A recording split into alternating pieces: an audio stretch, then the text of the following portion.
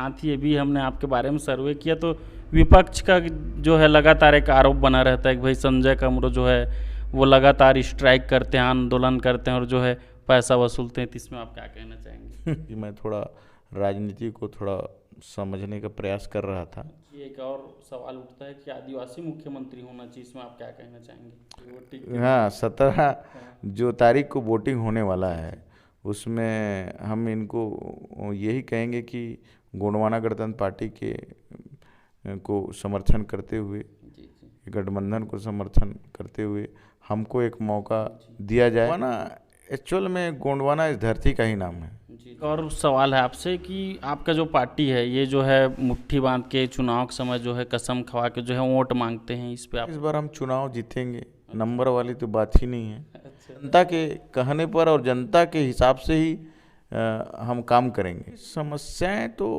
बहुत सारे हैं, हम क्योंकि आंदोलन में ही पैदा हो गए।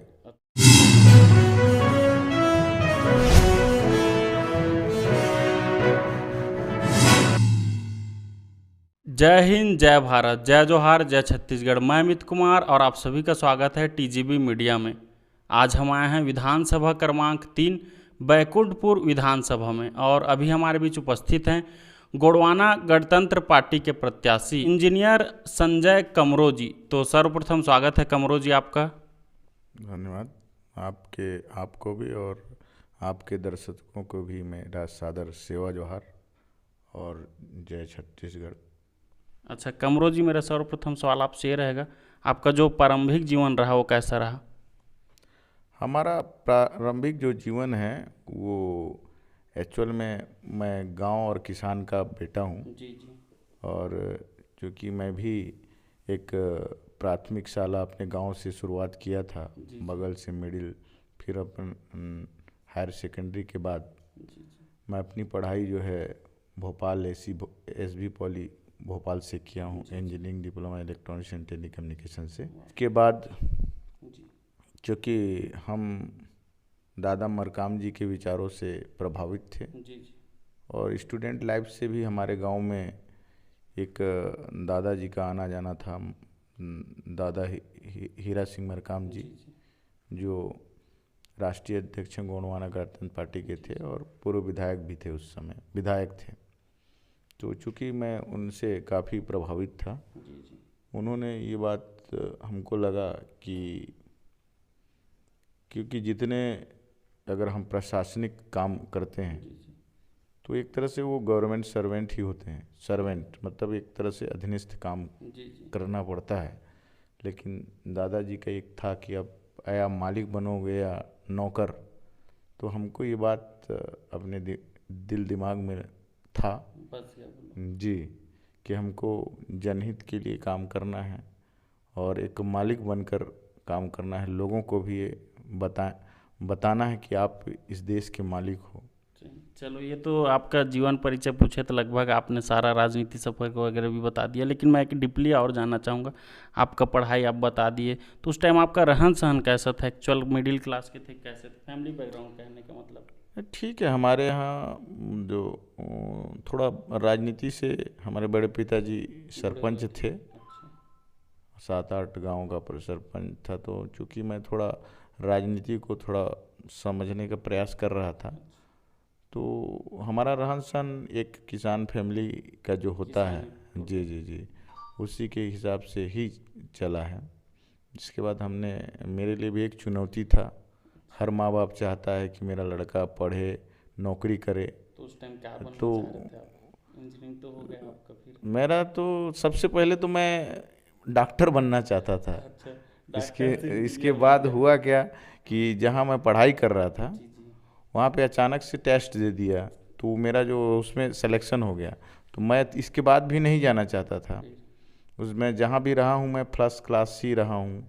मतलब पढ़ाई में हाँ होशियार थे हाँ बहुत हाँ, शुरू से? और लीडिंग ही करता था, या तो फिर हॉस्टल में रहता तो उसका प्रेसिडेंट था, या फिर जो विद्यालय का जो प्रेसिडेंट होता है वो भी रहा हूँ मैं शुरू छात्र से। चुनाव भी लड़े हैं आप छात्र संघ? नहीं, उस समय स्कूलों में तो होता नहीं था, लेकिन ऐसी मिला जुला के चुनते थे। एक बनाते थे तो सालाना इंटरेस्ट अध्यक्ष? था, हाँ, शुरू से ही था। तो देखिए एक मेरे लिए भी एक चुनौती था। वहाँ फिर ये बताया गया कि नहीं आप चले जाओ इंजीनियरिंग के लिए ये आपका।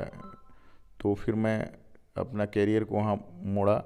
इसके बाद फिर हमको लगा कि ठीक है, अगर हम बाहर कहीं नौकरी करेंगे फिर गांव में आएंगे तो हमको कोई पहचानेगा नहीं, क्योंकि मैं पढ़ाई के लिए ही चला गया तो लोग जब गांव आए तो लोग पहचानते नहीं थे। अच्छा, तो हमको ये लगा कि ये अगर गांव के अंदर कुछ अगर हम इस तरह का काम करेंगे तो गांव में भी मान और सम्मान एक प्रतिष्ठा बना रहेगा। तो चूँकि दादा के विचारों से भी अपन प्रभावित थे तो हमको कभी नौकरी में अपने आप को वो नहीं समझ पाते थे कि हम कंफर्टेबल रहेंगे। अच्छा, यहाँ तक का आपका राजनीति सफर, ये आपका जो जीवन परिचय जान के बहुत अच्छा लगा सर। आप जो है इंजीनियरिंग भी किए हैं लेकिन आप राजनीति में आए, तब आप गोंडवाना गणतंत्र पार्टी को क्यों चुना? आपके सामने और जो है और पार्टी थे। हाँ, हमने चूँकि कांग्रेस और भारतीय जनता पार्टी में जो भी चीज़ें चल रही थी, जी जी जो आम आदमी के लिए, किसान के लिए अच्छा नहीं था। जी जी लोगों में जो व्यवस्थाएं थी वो सेम था, चाहे वो भारतीय जनता पार्टी की सरकार हो या फिर कांग्रेस की। जी जी तो उसमें भी एक भ्रष्टाचार के साथ साथ लोगों को जो आम जो किसान है जी जी उसका कोई भी काम नहीं हो पाता है। आज भी वही स्थिति बनी हुई है। और दूसरी बात है, वो एक तरह से जो पूंजीपति है उसको बढ़ावा देते आ रहे हैं, चाहे वो भारतीय जनता पार्टी हो या फिर कांग्रेस हो। लेकिन और यहाँ की जो मूल जो लोग हैं वो भारतीय संविधान के अनुसार उनको बराबर अधिकार मिलना था, वो चीज़ें हो नहीं रहा था। जो गोंडवाना आंदोलन चूँकि चल रहा था दादा मरकाम जी के नेतृत्व में, जिसमें ये बात थी कि हमको सत्ता परिवर्तन के साथ साथ व्यवस्था में एक परिवर्तन हो। लोगों के, हाँ, लोगों को जो बात कही गई है संविधान में कि हम जनता यहाँ की मालिक है, तो एक मालिक को उसको मालिकाना मिलना चाहिए, उनको हक अधिकार मिले। इससे हम प्रभावित थे, इसलिए हमने गोंडवाना गणतंत्र पार्टी ज्वाइन किया। अच्छा, साथ ही ये जो से आप बताया, तो साथ ही एक और सवाल उठता है कि आदिवासी मुख्यमंत्री होना चाहिए, इसमें आप क्या कहना चाहेंगे? नहीं, इसमें तो हम चाहते हैं आदिवासी मुख्यमंत्री होना चाहिए, क्योंकि इसका गठन ही हुआ आदिवासी बहुल एरिया होने की वजह से। आज भी जो अनुसूचित एरिया है, बस्तर, सरगुजा, यहाँ तक जो मूलभूत सुविधाएं हैं, ये जो भी योजनाएं, इनसे काफ़ी दूर हैं। आज भी वहाँ तक सरकार नहीं पहुँच पाई। उनके नाम पर जो भी पैसे हुए उसका दुरुपयोग हुआ। तो वो ये तो बहुत बड़ा, माने आदिवासी प्रदेश होने के बाद भी मुख्यमंत्री आदिवासी नहीं हुआ जो अपना विकास करे। मतलब आदिवासी का विकास के साथ साथ सर्व समाज का जो विकास है वो हो पाएगा, इसलिए ज़रूरी है आदिवासी मुख्यमंत्री। अच्छा, साथ ही एक और सवाल, आपके जो पार्टी है गोंडवाना गणतंत्र पार्टी, इसमें जैसे देखा जाता है कि जाति पे आधारित पार्टी है, इस पर आप क्या कहना चाहेंगे? नहीं, गोंडवाना एक्चुअल में गोंडवाना इस धरती का ही नाम है। जी जी अभी इसका सबसे अच्छा उदाहरण आप यहाँ से मनंदगढ़ चले जाइएगा, अच्छा, वहाँ पर गोंडवाना मेरीन फासिस्ट पार्क जो जीवाश्म वो है, ये आपका हसदो नदी का तट है आमा खेरवा के पास।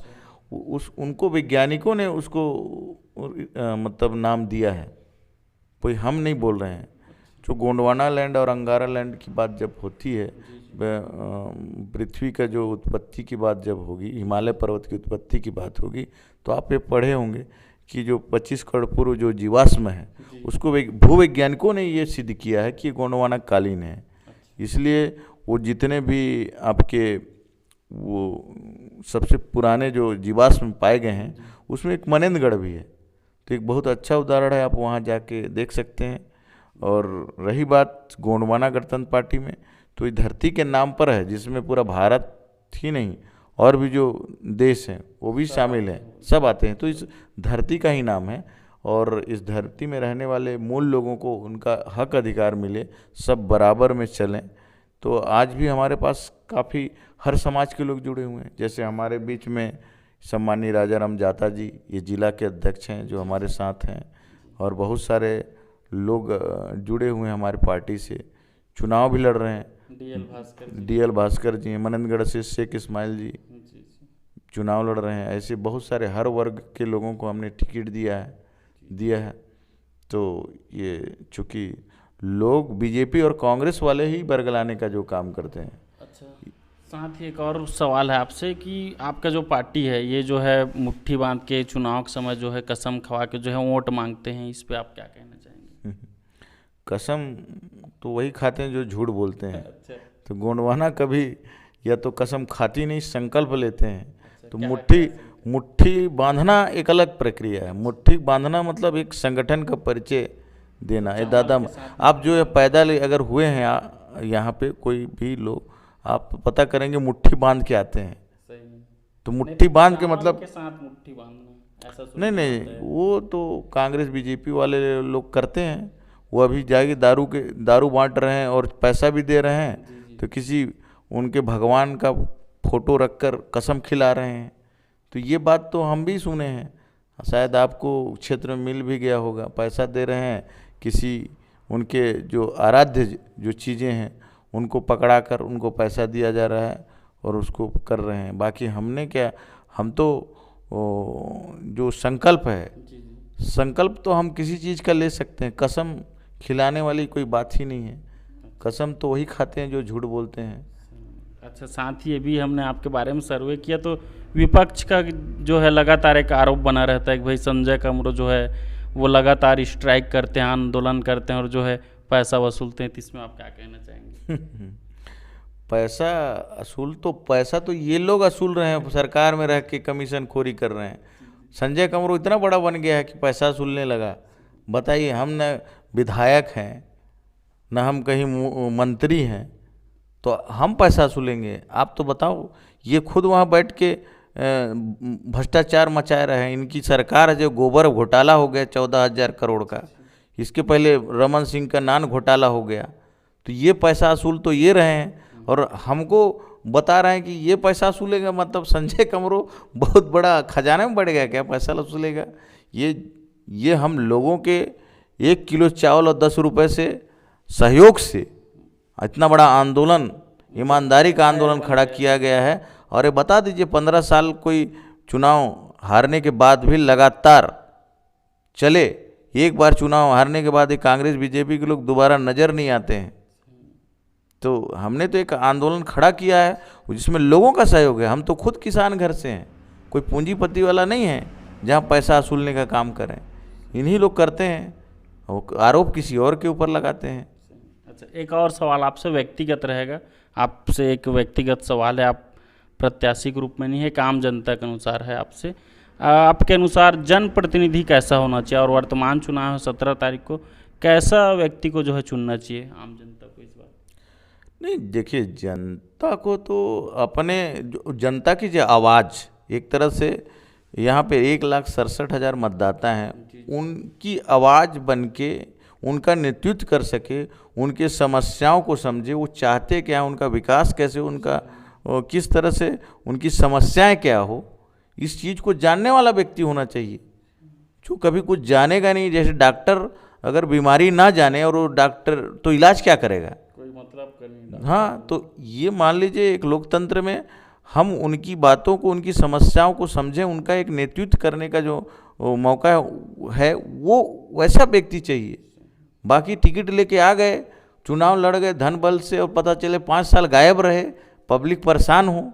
कुछ तो ऐसे भी हैं कि जो छोड़ना ही नहीं चाहते, जिनको मौका मिल गया वो सोचते हैं कि मरते दम तक हम ही को टिकट मिले। और कुछ तो ऐसा है कि जिनको पता ही नहीं है, पब्लिक जब काम करने की बात आई तो पब्लिक से बाहर रहे, फिर 5 साल में आ गए कि भैया फिर दे दो, हमसे गलती हो गई। तो पब्लिक को एक ईमानदार जो आपका नेतृत्व आपकी बातों को रख सके, आपकी समस्याओं को चुन सके, समझ सके, ऐसे को चुनने की ज़रूरत है।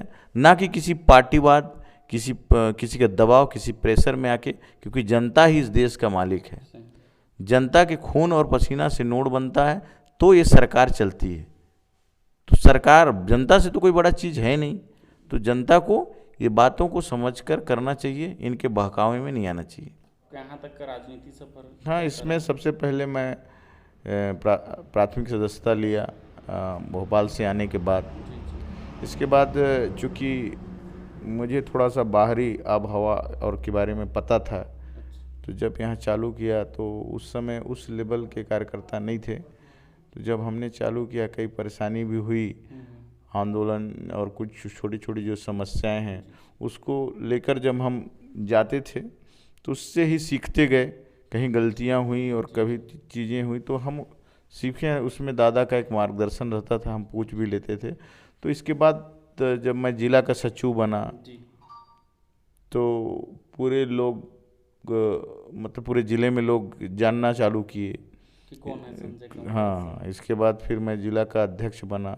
फिर एक आंदोलन हुआ था उस समय में जनकपुर में, उसमें मैं शामिल नहीं था, उस समय जिले के सचिव था। तो लोगों में एक रोष था, 5,000 से ऊपर पब्लिक थी और उसमें एक आपसी पुलिस के साथ भिड़ंत हुआ जिसमें थाना भी तोड़ दिए गए।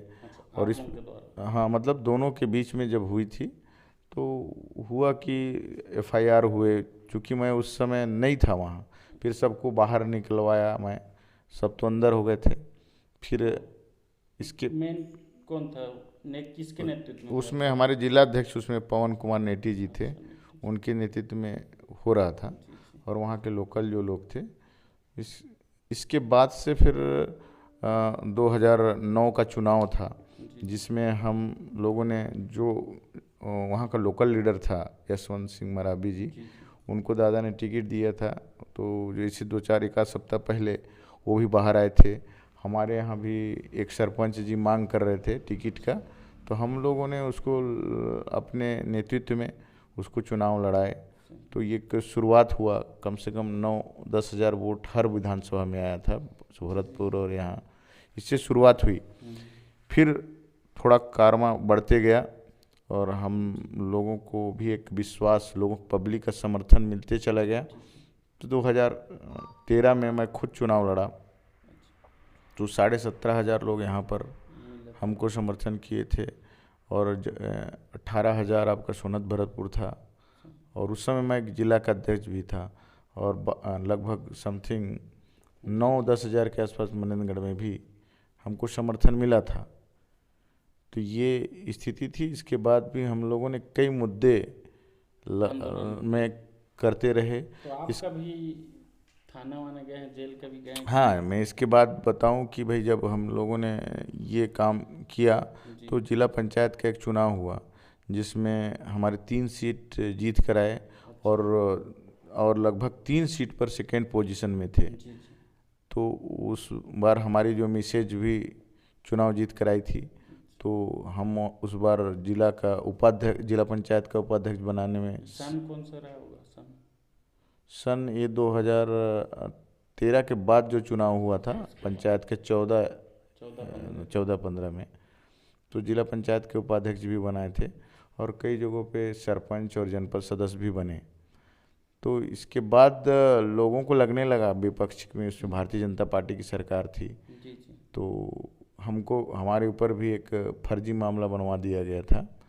तो ये चीज़ें बीच में एक आंदोलन के नाम से था कि किसी और कारण से जो मामला आपके ऊपर हुआ था? नहीं, वो आंदोलन, चूँकि आंदोलन तो मैं कई मुद्दों को लेकर उठाया। जैसे मान लीजिए ACCL का मुद्दा था, पंडोपारा का, वो लगभग 89 का मुद्दा था। वहाँ किसानों को मुआवजा और ये आपके नौकरी का जो मामला था उसको लेकर हम, और ठेकेदारी का, उसको लेकर हमने कम से कम 10-12 दिन खदान को बंद कर दिया था। तो उसमें भी कई FIR की बात आने लगी थी, लेकिन प्रशासन वहाँ पर हमको हमारी बातों को सुनी तो जाके फिर इसके बाद और आगे हम बढ़े थे। तो जिसमें BJP गवर्नमेंट में हमारे ऊपर FIR भी हुआ कि ये इस तरह के आंदोलन करते रहते हैं, उसको लेकर किए थे। फिर हुआ ये कि जब हम को जिला पंचायत का उपाध्यक्ष भी बनाए थे उस समय, तो उन लोगों को लगने लगा, विपक्ष को, कि भाई ये चीज़ें और भी कुछ हो सकता है। तो दोनों पार्टियां थोड़ा सा उस समय हमको एक तरह से हावी हो गए। हाँ, मतलब हम लोगों को लगने लगा था उनको कि ये जीत सकते हैं। तो इस बार 2018 का जो चुनाव था, चूँकि पूरी तरह से एंटी इनकम्बेंसी चल रहा था भाजपा के खिलाफ में, उसके बाद भी हाई प्रोफाइल सीट होने के बाद भी हमने अपनी वोट शेयर को आगे बढ़ाया। और 3,000 बढ़ के आई। जी जी जी, तो ये उम्मीद है और इसके बाद लगातार संघर्ष जारी है। मान लीजिए 2009 का चुनाव मेरे नेतृत्व में चुनाव हमने बैकुंठपुर में लड़ाया, इसके बाद मैं खुद लड़ा, 18 में खुद लड़ा हूँ। इसके बाद कई सभी वर्गों का समर्थन भी मिलने लगा। आज हमारे पास जैसे बहुत सारे मतलब संगठन में महत्वपूर्ण पदों में सभी समुदाय के लोग हैं जुड़े हुए। जी जी, कई कई सरपंच हैं, कई जनपद पंचायत के सदस्य हैं। इस तरह का चला। फिर मैं दादा मरकाम जी ने मुझे जिला अध्यक्ष से प्रमोट करके एडिशनल प्रेसिडेंट बनाया छत्तीसगढ़ का। अच्छा, और आपके प्रेरणा स्रोत कौन रहे, दादा मरकाम ही कोई और थे? प्रेरणा स्रोत आप किन को मानते हैं आपके यहाँ तक का राजनीति सफर में? मैं इसमें तो दादा मरकाम जी को ही मानता हूँ, क्योंकि उनके विचारों से और उनका जो जीवन, जो सरल जीवन था, लोगों तक जाकर एक, चूँकि एक राष्ट्रीय अध्यक्ष होते हुए भी एक आम आदमी किसान के बीच में रुकना और उनको सजेशन करना। उनको आज भी वो एक महिषा है, गोंडवाना रत्न दादा मरकाम जी के नाम पर पूरे देश में लोग जानते हैं। वही एक ऐसे शख्स थे जो कि वाकई में जो समाज सेवा है वो उनके अंदर था।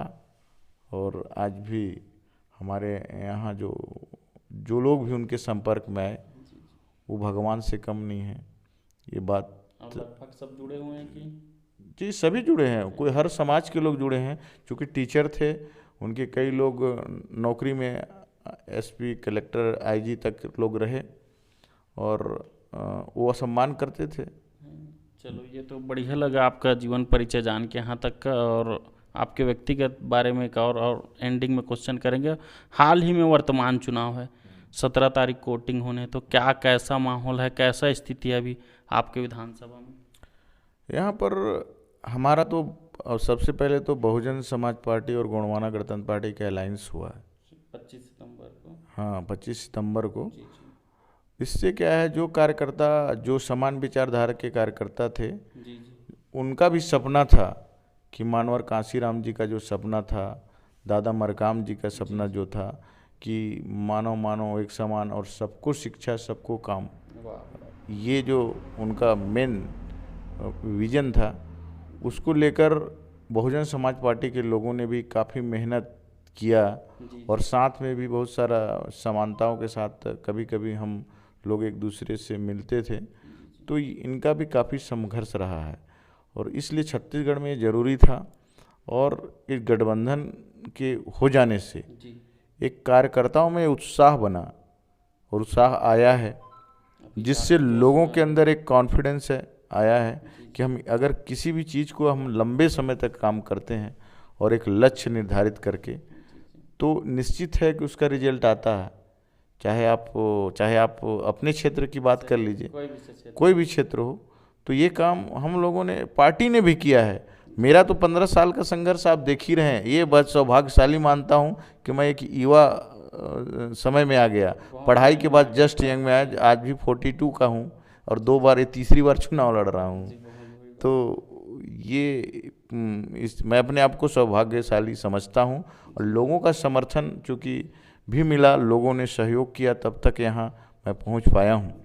तो ये निश्चित है कि 2017 तारीख को अभी जो होना है चुनाव, ये बड़ा अहम होने वाला है। और इसका जो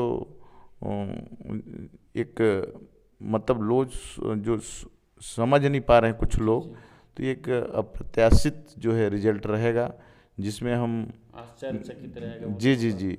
और जो समर्थन हमको मिल रहा है गाँवों में, और इसका कारण ये है कि लोग भी ये मान रहे हैं कि दोनों प्रत्याशी जो हैं उन लोगों को 2-2, 3-3 बार मौका मिल चुका है।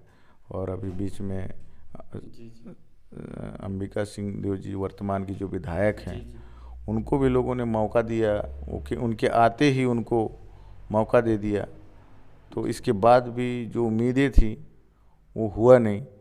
तो निश्चित है कि हमें चाहते हैं कि एक बैकुंठपुर विधानसभा जो है, जो एज ए विधायक ही बहुत सारा चीज़ों को किया जा सकता है, लेकिन इन दोनों जो पार्टी के जो प्रत्याशी हैं, एक कैबिनेट मंत्री थे हाँ पूर्व भैया लाल जी, और ये भी संसदीय सचिव हैं। मतलब सत्ताधारी मतलब ये विधायक मैंने सत्ता के साथ रहे हैं, इसके बाद भी युवाओं के लिए, यहाँ की जनता के लिए, यहाँ की जो मूलभूत सुविधाओं के लिए कुछ काम, एक भी काम बता दीजिए आप कि ये काम किए हैं, तो ऐसा कुछ है नहीं दिखाने के लिए। और यही बात वर्तमान विधायक का है। लगे एक और सवाल है आपसे, जैसे पार्टी ने आपके लिए तीसरे बार जो है जाहिर किया, आपको तीसरे बार प्रत्याशी घोषित किया, लेकिन हमने आपके सर्वे में पाया 2013 का हम बात करें 2018 में आप लगभग दोनों बार जो है तीसरे नंबर पे थे, तो इस बार क्या कैसा रहेगा? ये तो जाहिर सा इस बार हम चुनाव जीतेंगे, नंबर वाली तो बात ही नहीं है। अच्छा, हम चुनाव जीतेंगे और ये दोनों को यहाँ की जनता जो है इस बार फिर से हमारा एक, हाँ तो हमारा तो गठबंधन तो है ही, साथ में हमारे जो यहाँ की जनता के साथ भी एक गठबंधन है, महागठबंधन है। मतलब तो ये निश्चित है ये चुनाव हारेंगे और इनका घर बैठना पड़ेगा। तो इस बार कैसे जनता का दिल जीतेंगे आप? नहीं, जनता का दिल तो हम तो जनता के दिलों में ही रहते हैं। अच्छा। और जनता के हिसाब से ही काम करते हैं। तो जीतने वाली तो बात ही नहीं, जनता खुद चुनाव लड़ रही है, पहले जीत चुके हैं बोले। हाँ वो हमारे साथ मिलकर लड़ रही है और हम खुद जनता के कहने पर और जनता के हिसाब से ही हम काम करेंगे। चलो ये तो बढ़िया लगा। साथ ही जैसे आपने जनसंपर्क का बात किया, अभी तो लगातार आपका दौरा होगा, तो अभी आप लगातार जनसंपर्क कर रहे हैं, तो सबसे ज़्यादा जो है समस्या आम जनता से मिल रहे हैं, तो उनका कौन सा समस्या आपको देखने को मिल रही है? देखिए समस्याएं तो बहुत सारे हैं, जी उस पर कैसे जो हर जगह वही समस्या हो, ऐसे आपके क्षेत्र में, आपके जो विधानसभा है उसमें? हमारे यहाँ जो सबसे बड़ा, देखिए बाकी तो रोड पुल सड़क जो चीज़ें हैं वो तो चल ही रही हैं, जी जी लेकिन जो मूलभूत सुविधाएं हैं, जी जी जो आपका जो ये समस्याएं यहाँ का स्थानीय समस्या के साथ साथ पूरे प्रदेश का समस्या है कि इनका जो पहले एजुकेशन सिस्टम पूरी तरह से ख़त्म है। अभी तो मतलब स्वामी आत्मानंद बहुत हाँ, आत्मानंद का बात तो किया है, बताओ एक स्कूल एक निर्माण कराए हो तो जी आप किसी एक ही स्कूल को अपग्रेड करके बना दो, उसका आत्मानंद कुछ नाम चेंज कर दो, और कहीं जो टीचर्स हैं उनका कहीं उन्हीं जो रख के कुछ चीज़ों को निजीकरण की ओर ले जाने की जो बात हो रही है, आपने घोषणा पत्र में लिखा था। और हम तो ये कह रहे हैं कि सरकार अब लगभग 75 साल की आज़ादी में आपकी सरकार थी, जी तो आपको पूरे स्कूल ठीक हो जाने चाहिए। देश जो है 21वीं सदी में जी रहा है, लोग डिजिटल इंडिया की बात कर रहे हैं, लेकिन आपने एजुकेशन के नाम पर उसके जो बजट है उसके पर कटौती करके आप कहीं और उपयोग कर रहे हो। आपको तो हर बच्चा का एक अधिकार है, चाहे वो गरीब घर में पैदा हो या अमीर घर में या गांव में या शहर में, कहीं भी पैदा होता है, उसका क्या गलती है? आपका एक जिम्मेदार, अपने जो सरकार का एक जिम्मेदारी एक निर्वहन करना चाहिए, वो काम ये कर नहीं रहे हैं। ये तो देख के रहे हैं कि भैया आपने जो गांव में है ना स्कूल का पता है, स्कूल भी बना दिया आप, ना वहाँ टीचर हैं, आप मात्र खाना खिलाने के नाम पर उनको बुलवा रहे हो।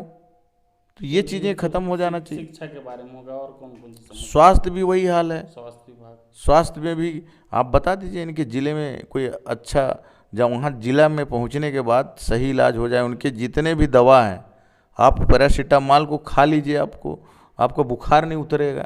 ये स्थितियाँ हैं, तो आदमी इनका जो विश्वास जो है हट चुका है, और जिससे निजीकरण को बढ़ावा मिला है, जिसके वजह से हमारा जो आम आदमी है, वो किसान है, अन्नदाता समाज है, वो पूरी तरह से परेशान है। अच्छा पलायन करते हैं कि नहीं यहाँ के लोग देखिए पलायन की स्थिति तो बनती है लोग, लेकिन जो चीज़ें हैं यहाँ पे, चूँकि भरा पड़ा है खनिज से, यहाँ के जो प्रकृति ने इतना दे दिया है छत्तीसगढ़ को कि इसको सबसे रिच स्टेट होना चाहिए, लेकिन इसका दोहन जो हो रहा है वो गलत तरीके से हो रहा है और गलत लोगों के द्वारा किया जा रहा है।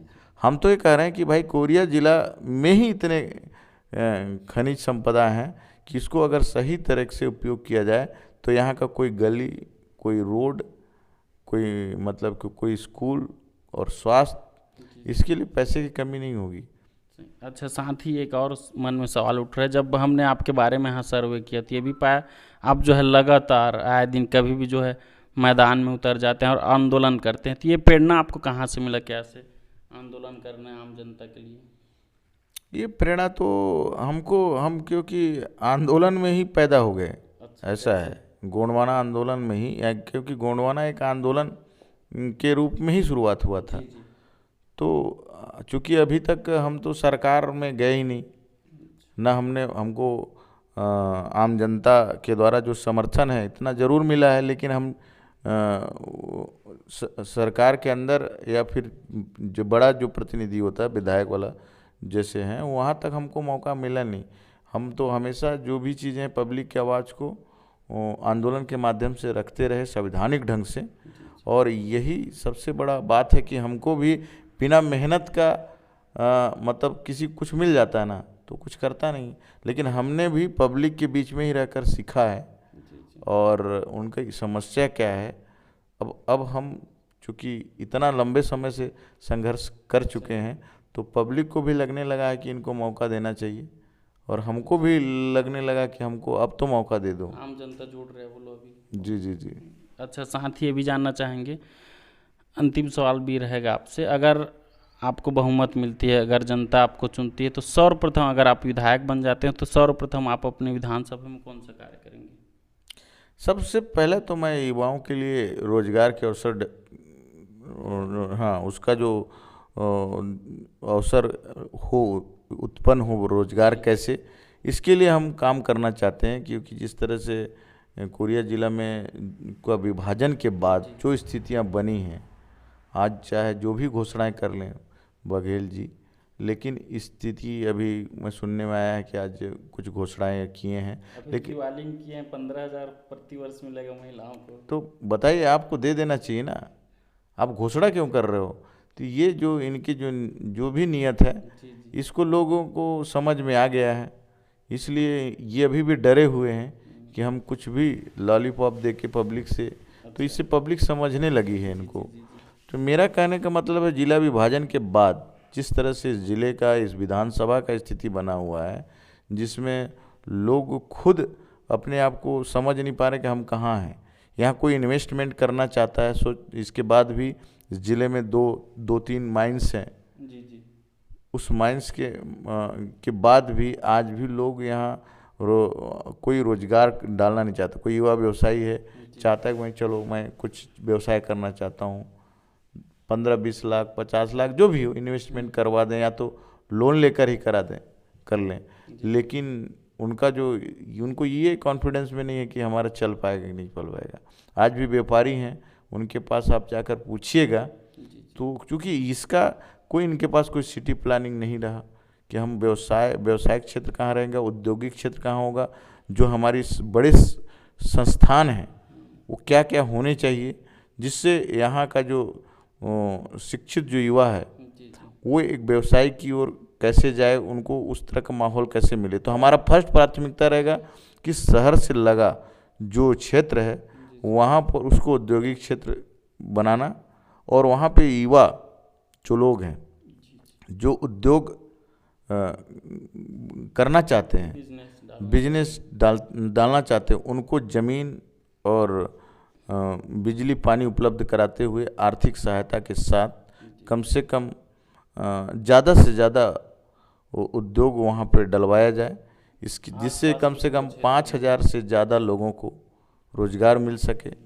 और एजुकेशन में भी हम चाहते हैं कि हमने अपने स्थानीय घोषणा पत्र में भी ये बात लिखा है कि इंजीनियरिंग कॉलेज की स्थापना हो, और तकनीकी में हाँ, और आपका ये तकनीकी जो शिक्षा को बढ़ावा के लिए ITI और पॉलिटेक्निक कॉलेज का इस बने, जिससे यहाँ के युवाओं को मौका मिलेगा, और ये बड़े बड़े जो शैक्षिक संस्थान आएगी तो उससे क्या होता है कि रोजी रोजगार को और एक पब्लिक हब बनेगा।